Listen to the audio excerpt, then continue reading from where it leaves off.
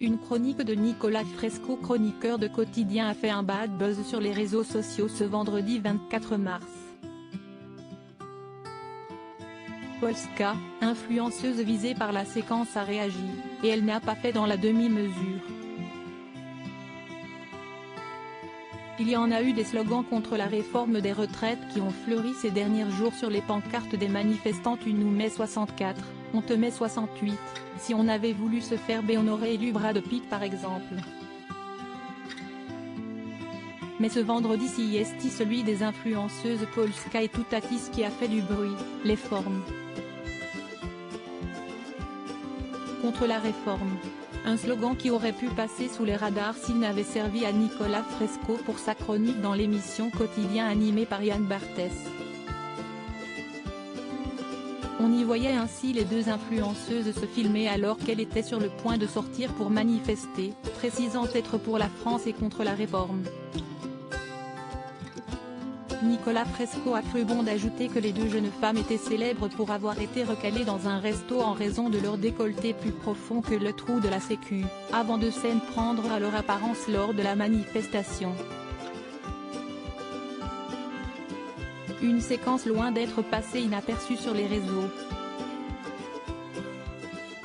À 19 et 22 ans, Polska et Toutatis s'engagent publiquement contre la réforme des retraites. Pour en parler, Quotidien choisit le ricanement misogyne et classiste a quant à elle attaqué Rokhaya Diallo. Une séquence misogyne et sexiste. Polska a choisi de ne pas laisser passer. Sur les réseaux sociaux, la jeune femme a exercé son droit de réponse s'adressant directement à l'animateur star de Quotidien. Je m'adresse à toi Yann Barthès car je connais pas le nom de ton chroniqueur aux cheveux gras, a-t-elle taclé.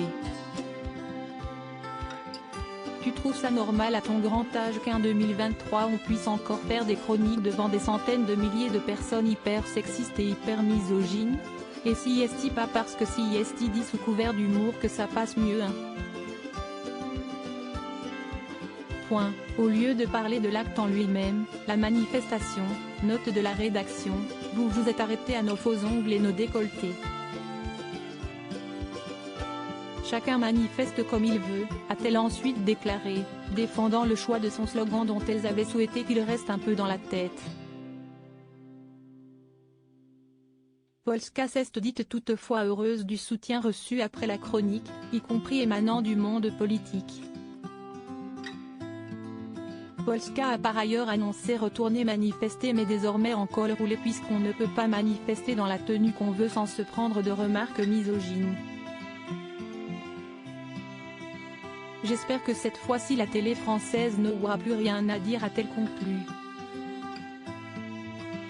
À bon entendeur, salut.